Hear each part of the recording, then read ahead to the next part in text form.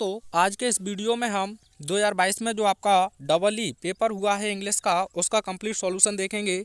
तो चलिए section A का सबसे पहले इसका हिंदी अर्थ देख लेते हैं, उसके बाद इस पूरे पेपर को हम आसानी से सॉल्व करेंगे। चलिए, तो सबसे पहले आपको इसका हिंदी अर्थ समझना है। तो देखिए, it is only under adverse circumstance, यानी कि यह केवल विपरीत परिस्थितियों के अधीन है, दैट की the real man is discovered, जब एक वास्तविक व्यक्ति का पता चलता है। अ मैन ऑफ कैरेक्टर, एक चरित्र वाले व्यक्ति का पता चलता है। ऑफ नोबल इंटेंशंस, और एक श्रेष्ठ इरादों वाले व्यक्ति का पता चलता है।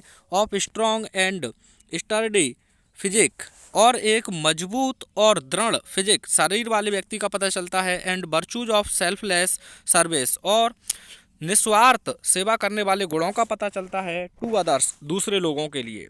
प्रूफ्स, जो सिद्ध करता है। हिज वर्थ, अपनी कीमत को या अपनी योग्यता को। इवन इन टाइम्स, यानी उन समय में। ऑफ एडवर्सिटी, विपत्ति के। ही फेस है, जो है सामना करता है। द एडवर्सिटी, यानी कि विपत्तियों को। विद हिज स्ट्रॉन्ग विल, अपनी मजबूत इच्छा के साथ। एंड डिटर्मिनेशन, और अपने दृढ़ संकल्प के साथ। If he has a will, यदि उसके पास एक इच्छा है। टू डू अ थिंग, किसी एक वस्तु को करने की। Nothing can stand in his way, तो कोई भी चीज़ उसके मार्ग में नहीं आ सकती है। ही कैन कॉन्कर, वह जीत लेगा। ऑल ऑब्स्टेकल्स, सभी बाधाओं को। टू अचीव, प्राप्त करने में। हिज मिशन, अपने उद्देश्य को। सिंस, क्योंकि। हिज ऑब्जेक्टिव, उसका उद्देश्य। इज नोबल एंड वर्दी, उसका जो उद्देश्य है वह श्रेष्ठ और योग्य है। In the days of prosperity, यानी समृद्धि के दिनों में। एंड प्लीजर, और खुशी या आनंद के दिनों में। वी स्लीप, हम सोते हैं। एंड एंजॉय, और आनंद लेते हैं। एंड नो नॉट, और नहीं जानते हैं। व्हाट वी आर, कि हम क्या हैं। व्हाट इन एडवर्सिटी, लेकिन विपत्ति के दिनों में। The inner man wakes up, यानी कि जो हमारी अंतरात्मा है वह जाग जाती है। And we come to know our real strength, और हम अपनी वास्तविक शक्ति को पहचान जाते हैं। एंड वीकनेस, और अपनी कमजोरी को। तो चलिए इसका हम क्वेश्चंस को देख। तो आपका पहला क्वेश्चन है, when is the real man discovered, यानी एक वास्तविक व्यक्ति का पता कब चलता है। तो चलिए इसका आंसर कैसे लिखें। तो आप इसका आंसर लिखेंगे, the real man is discovered under adverse circumstance, यानी कि एक वास्तविक व्यक्ति का विपरीत या मुसीबत भरी परिस्थितियों के अधीन ही पता चलता है। सेकंड क्वेश्चन को समझते हैं।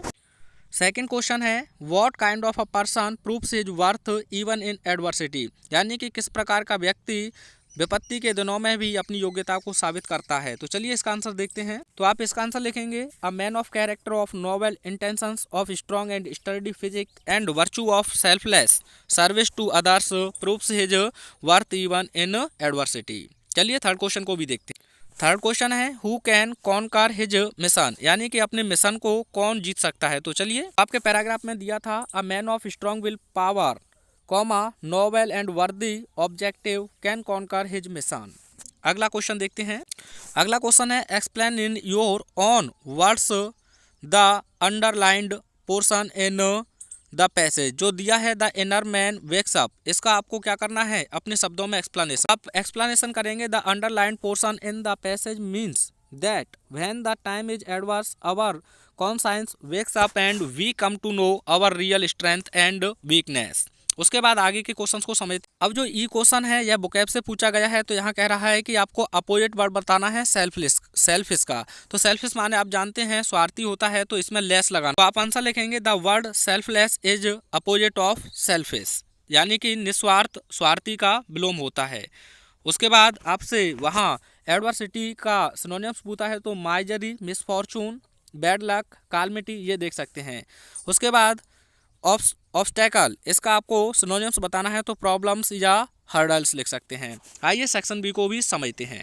उसके बाद जो सेक्शन बी है आपको वह राइटिंग से देगा, और इसमें 10-10 अंक के 2 क्वेश्चन पूछे जाएंगे। तो पहला आपका आर्टिकल होगा, दूसरा लेटर। तो यहाँ 3 में से किसी एक को करना है। तो इसमें से मोस्ट इंपॉर्टेंट मेरे हिसाब से केवल योर विजन इन लाइफ है। तो चलिए मैं इसका आंसर आपको बता देता हूँ। तो देखिए, आप इस प्रकार से इसका आर्टिकल लिख सकते हैं। आप चाहें तो स्क्रीनशॉट ले लें, क्योंकि आपके पास भी इतना टाइम नहीं है कि रेगुलर आप इसे देखते रहें।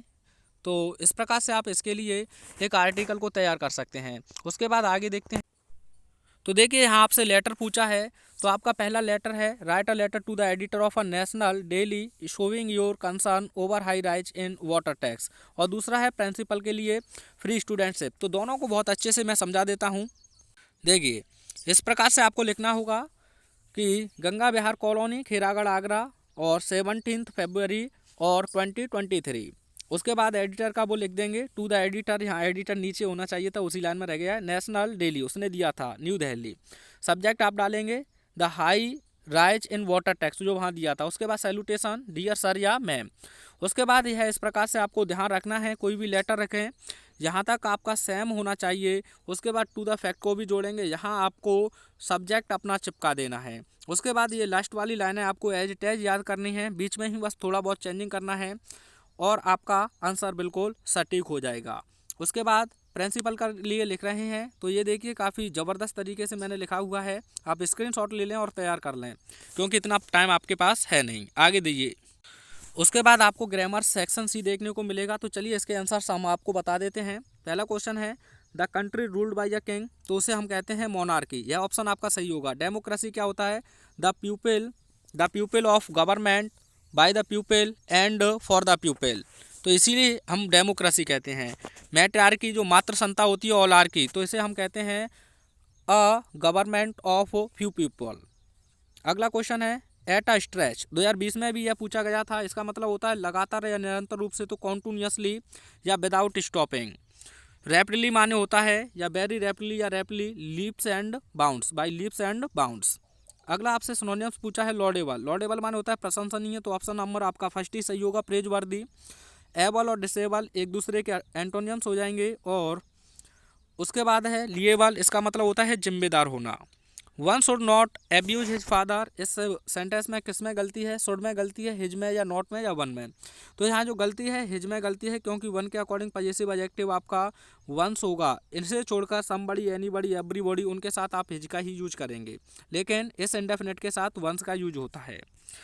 The antonym of style, style माने होता है बासी, तो आप जानते हैं फ्रेश हो जाएगा। इसका एंटोनियम्स आपको लिखना है, तो आप लिख देंगे जेनुअन, और सिनोनिम्स लिखेंगे तो फ्रॉड हो जाएगा। उसके बाद आपसे इनडायरेक्ट 5वें क्वेश्चन में से किसी एक को बनाना है, तो पहला इंट्रोगेटिव सेंटेंस है, तो इंट्रोगेटिव में आपको क्वेश्चन मार्क देखना है, तो सैड हो या सैड टू, उसके स्थान पर आपको लिखना है आस्क्ड। क्या लिखना है? आस्क्ड। उसके बाद हिम रहेगा, कॉमा इन्वर्टेड कॉमाज हटाएंगे, हेल्पिंग वर्ब है तो हिफ लिखेंगे, अगर WH वर्ड होता तो उसी को कंजंक्शन बना देते। यू को हिम से चेंज करेंगे तो यू हटाएंगे तो ही हो जाएगा, और AJMR वॉज वर्ब में पहुंच जाएगा, तो ही के अकॉर्डिंग आप लिख देंगे वॉज अ फूल और फुल स्टॉप। तो you asked him if he was a fool, full stop. उसके बाद अगला क्वेश्चन है the teacher said to me, comma inverted commas through, go away at once, full stop, comma inverted commas में बंद। तो यहाँ V1 है, और जब V1 हो टीचर हमेशा आदेश देते हैं, तो यहाँ आपको ऑर्डर्ड का प्रयोग करना है। किसका प्रयोग करना है? ऑर्डर्ड।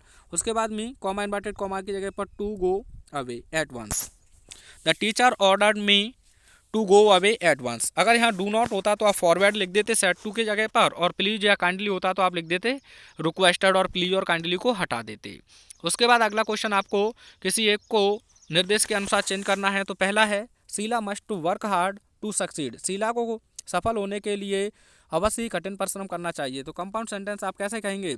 शीला को कठिन परिश्रम करना चाहिए और वह सफल हो जाएगी। तो Sheela must work hard and या as well as she will succeed, she will succeed, जोड़ देना, सक्सीड हो जाएगा, यह कंपाउंड हो जाएगा। उसके बाद वी ईट टू लिव, हम जीवित रहने के लिए खाते हैं, तो वी ईट। उसके बाद आपको यहाँ लिख देना है सो दैट, इन्फिनेटिव के स्थान पर। उसके बाद यही सब्जेक्ट आ जाएगा, तो वी। सो दैट के साथ मे या माइट का प्रयोग होता है, तो यह प्रेजेंट में है तो आप लिखेंगे मे। उसके बाद आपका वर्ब बचा लिव, अगर यह पास्ट में होता तो आप क्या लिख देते? माइट। तो we eat so that we may live. अगला क्वेश्चन है, इसमें से किसी एक को आपको निर्देश के अनुसार चेंज करना है, तो पहला है स्विच ऑफ द फैन, तो इम्परेटिव है, जब भी इम्परेटिव हो तो सबसे पहले लेट, उसके बाद ऑब्जेक्ट द फैन, उसके बाद बी लगाना है, उसके बाद थर्ड फॉर्म हो जाएगा स्विच्ड ऑफ। क्या हो जाएगा? Switched off. Switched off passive हो जाएगा। आपको बनाना है ओपन द विंडो, इसका पैसिव बनाकर सेंड करना है। अगला क्वेश्चन है every rose has a thorn, तो दोस्तों जब भी एवरी के बाद सिंगुलर नाउन हो तो सबसे पहले आप लिखेंगे देयर, उसके बाद हैज को हटाएंगे, आप लिख देंगे एज। उसके बाद नेगेटिव है तो नो लिखना होगा, नेगेटिव बनाना है देयर इज नो। अब यहाँ से एवरी हट जाएगा, रोज जो अनकाउंटेबल या काउंटेबल नाउन है उसे लिख देंगे रोज। उसके बाद आपको लिखना होगा विदाउट, क्या लिखना होगा, विदाउट। अब उसके बाद आपको नाउन लिख देना है एक बार फिर से अ थॉर्न। तो there is no rose without a thorn. एक क्वेश्चन आप लोगों के लिए, every gain has a risk. अगला क्वेश्चन देखिए, इनमें से किसी एक को आपको करेक्ट करना है। तो पहला क्वेश्चन है 5 शीप्स आर ग्रेजिंग। तो दोस्तों ध्यान रखना है, शीप हो गया आपका या फिर डियर हो गया, इनमें आपको एस लगाने की आवश्यकता नहीं है, वर्ब जो दी हो उसी को रहने देना है। तो यहाँ आपका क्या गलती है, शीप्स नहीं शीप रहेगा, केवल क्या रहेगा, शीप। ऐसे ही आपका कैटल है, यह प्लूरल होता है, इसके साथ प्लूरल हेल्पिंग वर्ब, इसके साथ भी एस का प्रयोग ना करें। अगला देखिए, एज स्पेक्टिकल्स एज न्यू। तो दोस्तों स्पेक्टिकल्स एक तो पेयर में है, ऐसे ही रहना है, इसमें कभी कभी वो हटा देता है। तो स्पेक्टिकल्स हो गया, ट्राउजर्स हो गया, क्या हो गया, ट्राउजर्स, कभी ट्राउजर ना लिखें, 2020 में पूछा गया, ट्राउजर्स ही होना चाहिए। उसके बाद सीसर्स हो गया, सीसर्स आप जानते हैं कैंची होता है, तो सीसर्स हो गया, टोंग्स हो गया, ये प्लूरल रहेंगे और इनके साथ बहुवचन क्रिया का प्रयोग करते हैं। तो क्या होना चाहिए यहाँ आर। आप लोगों के लिए क्वेश्चन है, माई ट्राउजर्स आर डर्टी, सही है या गलत है। उसके बाद आपको यहाँ होमोफॉन्स पूछे हैं, तो मैंने इंपॉर्टेंट होमोफॉन्स आपको सभी करा दिए हैं, आप एक बार वहाँ जाकर विजिट कर सकते हैं या इन दोनों वर्डों को देख सकते हैं। तो देखिए इस स्टोरी को आप ट्रांसलेट कर सकते हैं, यूट्यूब पर आप सर्च करेंगे, हमें पालतू और मूक पशुओं की तरह किसी के पीछे नहीं चलना चाहिए, वहाँ आपको हमारा वीडियो देखने को मिल जाएगा। सेक्शन डी को देखते हैं। पहला क्वेश्चन है, what did हैमल say about the language and its importance. इसे भी यूट्यूब पर सर्च करेंगे तो आपको आंसर मिल जाएगा। जितने भी जो शॉर्ट क्वेश्चन हैं आप इन्हें सर्च करें, आपको मिल जाएगा। लॉन्ग क्वेश्चंस भी ये सभी आपको मिल जाएंगे जैसे ही आप इन्हें यूट्यूब पर सर्च करते हैं। इस पैसेज को भी आप सर्च करेंगे तो यूट्यूब पर मिल जाएगा, आपको केवल इनमें से ये लिख देना है यूट्यूब पर और हमारी वीडियो आपको देखने को मिल जाएगी। सेंट्रल आइडिया ये मैंने कंप्लीट करा दिए हैं, प्लेलिस्ट में विजिट कर सकते हैं। और ये भी क्वेश्चन आप यूट्यूब पर सर्च करेंगे एक एक करके तो आपको सभी क्वेश्चंस मिल जाएंगे और टाइम भी आपका ज़्यादा वेस्ट नहीं होगा। तो अगले वीडियो में मैं दोस्तों आपको नेक्स्ट पेपर को सॉल्व कराऊंगा। Thanks for watching.